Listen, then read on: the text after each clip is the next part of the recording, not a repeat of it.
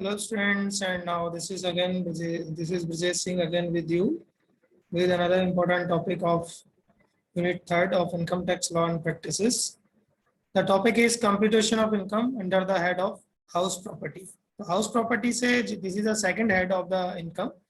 First head is the salary, second head है house property. तो हम देखेंगे कि यहाँ पर हाउस प्रॉपर्टी से जो इनकम्स हैं वो कैसे होती हैं और उनको कैसे टैक्सेबल माना जाता है और कौन कौन सी ऐसी चीजें हैं जो टैक्सेबल नहीं होती हैं.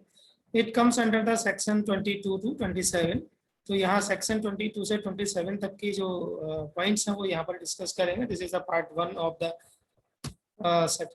दिस टर्म और this is a lesson outlines जो बेसिकली इस पर्टिकुलर लेसन्स में हम आपके साथ डिस्कस करेंगे. तो first one is introduction, then basis of charges section 22 में आएगा. क्या क्या चीजें इसमें प्रॉपर्टीज में आती हैं, प्रॉपर्टीज किसको कहते हैं. तो वो क्या होगा, property held as stock in trade. अगर प्रॉपर्टी है और उसको स्टॉक इन ट्रेड अगर देखा जाता है. Taxation of income from property situated outside India. अगर कोई प्रॉपर्टी आउटसाइड इंडिया सिचुएटेड है तो वो उस पर टैक्सेशन कैसे होगा. डिस्प्यूट्स ओनरशिप अगर कोई है तो उसमें क्या रूल्स होते हैं. ट्रीटमेंट ऑफ कंपोजिट रेंट की बात हो रही है यहाँ पर. जो रेंट आपको मिलेगा अगर कोई प्रॉपर्टी आपके पास है उसमें जो रेंट है आपने अगर दिया हुआ है किसी को तो रेंट पे अगर देते हैं. जैसे आपके पास दो मकान है, दोनों मकान में से एक मकान में खुद रहते हैं और एक में आपने किसी को रेंट पे दे रखा है तो उसका जो रेंट है उसकी इनकम फ्रॉम प्रॉपर्टी मानी जाती है या बेचकर आप उसको अर्न करते हैं. तो इस तरह की चीजें यहाँ पर आती हैं. Case where income from house property exempted from tax. ऐसे कौन कौन से टर्म्स हैं जो इनकम फ्रॉम हाउस प्रॉपर्टी जो है वो एग्जेम्प्टेड होगी टैक्स से. डीम्ड ओनरशिप है, सेक्शन 27 में जाएगा. क्या होती है deemed ownership.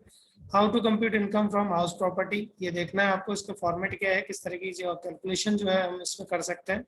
Determination of annual value of the property की अगर हम बात करें तो सेक्शन 23 में आती है. म्युनिसिपल टैक्सेस हैं उनकी जो कैलकुलेशन है वो यहाँ पर कैसे होगी. Computation of income from house property from different categories of properties. ठीक है, अलग अलग कैटेगरीज की जो प्रॉपर्टीज है उन पर अलग अलग तरीके से टैक्स कैलकुलेशन होता है, किस तरीके से होता है. डिडक्शंस यहाँ पर हम देखेंगे क्या क्या डिडक्शंस आपको मिलती हैं अंडर सेक्शन 24.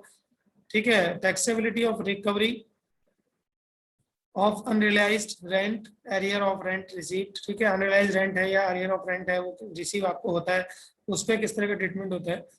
इन एडमिसिबल डिडक्शंस क्या है. ट्रीटमेंट ऑफ इनकम फ्रॉम को ओन्ड प्रॉपर्टी. अगर दो ओनर है, को ओन्ड है, ठीक है, प्रॉपर्टी है 20 सेक्शन 26 में आएगा ये.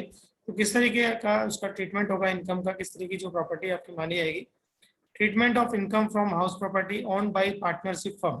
अगर कोई पार्टनरशिप फर्म ने कोई प्रॉपर्टी ली है तो उस पर कैसे इनकम को कैलकुलेट करेंगे, देन कैसे स्टडीज आपके साथ डिस्कस करेंगे. तो ऐसे बहुत सारे पॉइंट्स हैं जो हम बेसिकली इस पर्टिकुलर लेसन में लेके चलेंगे. तो इसको हम कहेंगे. तो these are the some points: introduction, basis of charges, property held in stock, etc. Then introduction की अगर हम बात करें, income from house property is one of the important heads of income which comes under the Income Tax Act 1961, and the taxpayer have been in a particular keen to know about the exemption and deductions available to them. क्या क्या उनकी exemption and deduction है house properties में वो जानना चाहता है कोई भी टैक्स पेयर. तो इसलिए यहाँ पर हम चीज देखेंगे. And repayment of interest and principals of loan obtain to purchase the house property. अगर कोई प्रॉपर्टी खरीदी है आपने, रीपेमेंट की अगर हम बात करते हैं, लोन और ऑब्टेनिंग की बात करते हैं. If that house property is let out और सेल्फ ऑक्यूपाइड, क्या उसको रेंट पे दिया हुआ है या आपने खुद उसको ऑक्यूपाई किया हुआ है. Amount of interest on borrowed capital, क्या अमाउंट आप उस पर देते हैं current year में is available under the head house property. Further repayment of principal is available under section 80C. ठीक है, क्या क्या हाउस प्रॉपर्टी से 80C में आपको मिलता है. ठीक है, और इंडिविजुअल्स एंड HUF फैमिलीज वगैरह, न्यू अनडिवाइडेड फैमिलीज होती है उनके लिए क्या इसका ट्रीटमेंट है. तो इस तरह की बहुत सारी चीजें हैं. तो दिस इज इंट्रोडक्शन बेसिकली. तो यहाँ पर हम और भी चीजें डिस्कस करेंगे. तो यहाँ पर हम देख रहे हैं कि देखिए यहाँ पर हम बात करेंगे बेसिक ऑब्जेक्टिव क्या होगा आपका इस पर्टिकुलर सेक्शन में. Provision of computation of income from house properties that is covered under section 22-27 से हम बात कर रहे थे, आपको बताया था जैसे कि. तो चैप्टर जो डिस्कशन है it deals with the computation of income from house property section 22 and charging section that identify the basis of charges, wherein the annual value is prescribed as the basis of computation of income from house property. And process of computation of income from house property starts with the determination of annual value. ठीक है, जब भी हम computation करेंगे तो वो determination जो है आपका एनुअल वैल्यू को जब तक हम डिटरमाइन नहीं करेंगे तब तक इनकम फ्रॉम हाउस प्रॉपर्टी नहीं है। उसके बाद कॉन्सेप्ट ऑफ एनुअल वैल्यू क्या है, method of determination laid down in the section 23 and admissible deduction है वो सेक्शन 24 में आप देखेंगे। तो इस तरीके से अलग अलग चीजें आपको यहाँ मिलेंगी। एट द एंड अगर हम बात करें तो student will be understand able to understand the conditions to be satisfied for the income. Then तो इंट्रोडक्शन हमने आपके साथ डिस्कस किया कि इनकम टैक्स में इनकम फ्रॉम हाउस प्रॉपर्टीज क्या होते हैं। बेसिस ऑफ चार्जेस हम डिस्कस करते हैं, सेक्शन 22 बेसिस ऑफ चार्जेस। तो यहाँ आप देख रहे हैं properties should be consist of any building. ठीक है, प्रॉपर्टी क्या है, कोई भी बिल्डिंग को हम कह सकते हैं, लेकिन बिल्डिंग अपने आप में या और लैंड अपार्टमेंट, ठीक है, means land connected with the building like garden और गैरेज वगैरह जो होती है वो सब प्रॉपर्टी के बिल्डिंग में आता है। बिल्डिंग का जो आसपास का एरिया है उसका चाहे गार्डन हो या गैरेज वगैरह हो वो भी उसमें ऐड होता है। तो इस तरीके से बिल्डिंग अलग चीज है और प्रॉपर्टी अपने आप में जो है। तो building means apartment structure made of BRICS, stone, concrete etcetera and which has a foundation, walls and roofs. It does not include temporary structure. ठीक है, तो बिल्डिंग का मतलब ये होता है कि कोई भी परमानेंट स्ट्रक्चर जो ईंटा, रेत, सीमेंट वगैरह से बना होता है, ठीक है, दीवारें होती हैं, दरवाजे होते हैं, तो it does not include the temporary structure. तो टेम्परेरी स्ट्रक्चर नहीं होता है। अब assessee must be on off the property. जो असेसी है वो इस प्रॉपर्टी का ऑनर होना चाहिए। ठीक है, तो नोट्स यहाँ पर देखें, assessee need not to be a registered owner. ठीक है, ये जरूरी नहीं है कि वो रजिस्टर्ड ऑनर है उसका। सेकेंड थिंग आपको ध्यान रखनी है कि ownership includes both lease hold and free hold rights. ठीक है, लीज होल्ड या फ्री होल्ड राइट्स दोनों तरह के राइट्स उसके होते हैं ऑनरशिप में, सेक्शन 27 में कहा गया है। And also includes deemed ownership. Assessee must be owner of the property during the previous year. ठीक है, ये भी आपको देखना है कि जो असेसी है वो प्रॉपर्टी का ऑनर होना चाहिए प्रीवियस ईयर में, जिस ईयर को हम कैलकुलेट करते हैं। It is not material whether he is owner in assessment year और नॉट। ठीक है, लेकिन जिस ईयर की हम कैलकुलेशन करेंगे उसमें उसको होना चाहिए। तो प्रीवियस ईयर या फाइनेंशियल ईयर जिसको कहते हैं।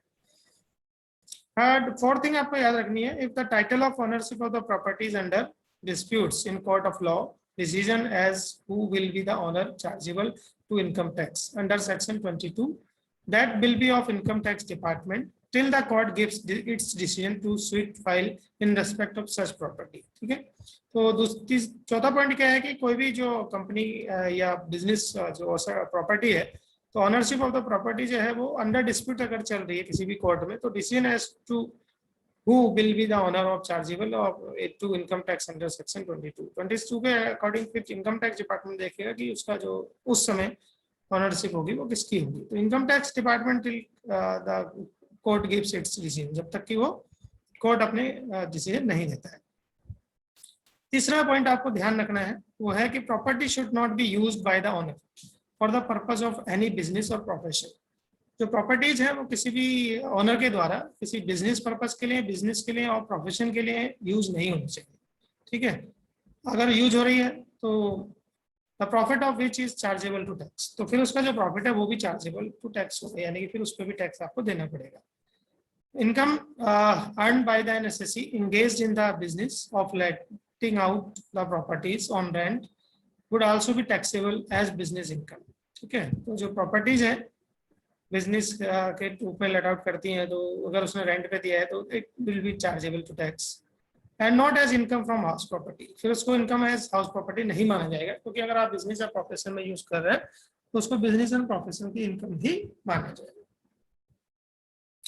ठीक है, royal corporation private limited case हुआ था, उस केस की जो स्टडी है वो यहाँ पर दी गई है। अब ये देखिए, if all the above 3 conditions are satisfied, जो 3 कंडीशन आपको हमने बताई है, ये तीनों कंडीशन, पहली चीज क्या, property should be consist of any building. ठीक है, दूसरी चीज है बिल्डिंग है बता रखी है। असेसी क्या है, assessee must be owner, property का ऑनर होना चाहिए, ये कंडीशन है ऑनर के लिए। Need not to be registered owner, ownership include both leasehold और free hold rights. Assessee must be owner of the property and title of ownership of the property in under the dispute है, तो फिर उस case में क्या हुआ। और तीसरा पॉइंट था आपका, property should not be used as owner of purpose for the business, ये तीनों चीजें आपको ध्यान रखनी है। अगर ये तीनों कंडीशन सेटिस्फाई होती हैं then income will be chargeable to tax under the head of income from house property. तब जाके आपकी कोई भी अगर जो इनकम इन प्रॉपर्टी से होती है तो उसको इनकम फ्रॉम हाउस प्रॉपर्टी माना जाएगा। कीप इन माइंड, इसको ध्यान रखिए। If all the above three condition are satisfy, ये तीनों कंडीशन अगर आप सेटिस्फाई कर रहे हैं then the property income will be chargeable to tax under the head of income from house property. तब जाके आपकी जो इनकम है वो इनकम फ्रॉम हाउस प्रॉपर्टी मानी जाएगी। अब यहाँ पर आपको ध्यान रखना है, पॉइंट टू बी रिमेंबर्ड, आपको ध्यान रखनी है चीजें। Income from sub letting of house property will be taxable. अगर इनकम फ्रॉम सब लेटिंग है, यानी कुछ हिस्सा आपने यूज किया, कुछ हिस्सा आपने इसको रेंट पे या बिजनेस में यूज किया हुआ है, तो उसका जो पार्ट है वो टैक्सेबल होगा under the head of income from other sources, उसको इनकम फ्रॉम अदर सोर्सेज माना जाएगा। फिर उसके बाद income from vacant plot, vacant plot is taxable under the head of income from other sources.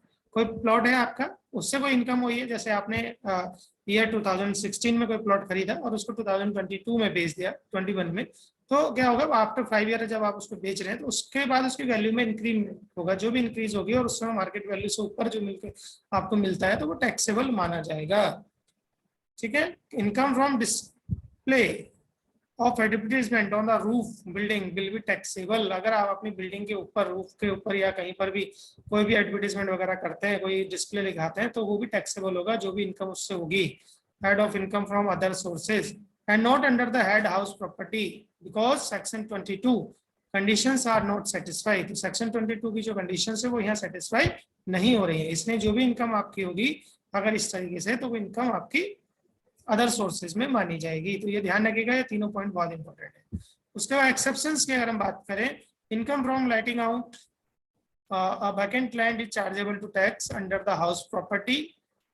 तो इसको हम कहेंगे, जो भी लेटिंग आउट अगर हम करेंगे तो इनकम फ्रॉम अदर सोर्सेज मानी जाएगी। Income earn by an assessee who is engaged in business of letting out और property rent would be chargeable to tax under the head of profit and gains of the business and profession.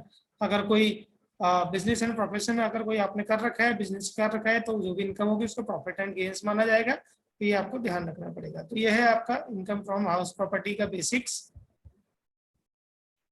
चलिए थोड़ा आगे बढ़ते हैं। Property held as stock in trade, इसका क्या यहाँ पर अर्थ है और क्यों हम इसको देखते हैं।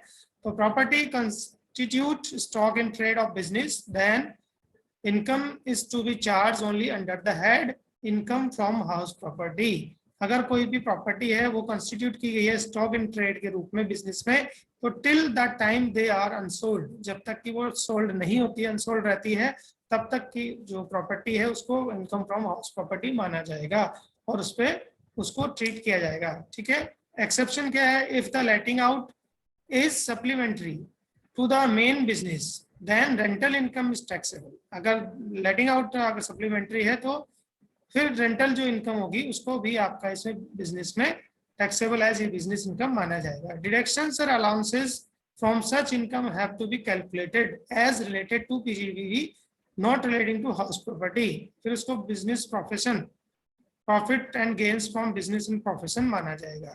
ठीक है। डिडक्शन और अलाउड जो होंगे फिर वो उससे रिलेटेड होंगे। तो ये आपको देखना पड़ेगा। Property held as stock in trade की बात हो रही है, तो अगर कोई प्रॉपर्टी को हम बिजनेस में यूज कर रहे हैं और एज ए स्टॉक उसको देखते हैं, तो यहाँ पर जब तक वो अनसोल्ड होती है तब तक आप उसके लिए जो है हाउस प्रॉपर्टी मानेंगे। अगर वो सोल्ड रहती है या उसको बिजनेस में यूज करते हैं तो फिर वो इनकम फ्रॉम हाउस प्रॉपर्टी नहीं होगा और फिर profit and gains from business and profession मान लिया जाएगा। चलिए आगे बढ़ते हैं।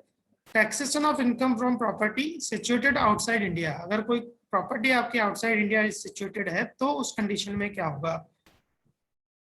Income from property situated outside India is liable of for taxation if in India.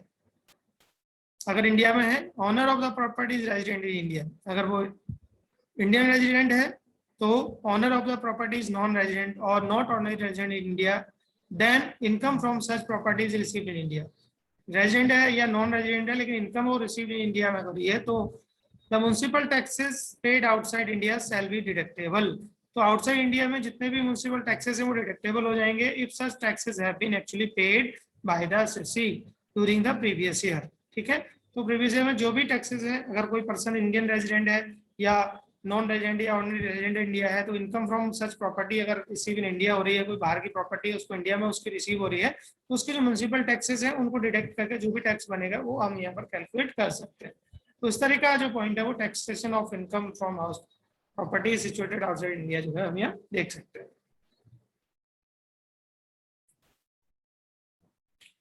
अगर हम डिस्प्यूट्स की बात करें तो if title of ownership of house property under the dispute in a court, अगर कोई कोर्ट में मामला चल रहा है किसी भी प्रॉपर्टी को लेके, the decision about who is owner rest with department. ठीक है, तो फिर ये जो डिसीजन है वो डिपार्टमेंट पे डिपेंड करता है, income tax department. Generally person who is receipt of income और person who enjoy the position of the house property as owner. तो उस कंडीशन में जो भी व्यक्ति उस प्रॉपर्टी को यूज कर रहा है, उस पे एंजॉय कर रहा है या उसकी पोजीशन उसको मिली हुई है, जिसने कब्जा उस पर किया हुआ है, तो उसी को ऑनर माना जाता है जब तक कि कोर्ट के डिसीजन नहीं आते। Though his claim is disputed as accessible to the tax under section 22, फिर उसको सेक्शन 22 के अकॉर्डिंगली जो है चेक किया जाता है। ठीक है, तो उसका जो क्लेम है वो डिस्प्यूट से, जब तक डिस्प्यूट तो क्लियर नहीं होता तब तक उसको ओनर माना जाएगा, उसी को टैक्स लायबिलिटी बनती है। Treatment of composite rent.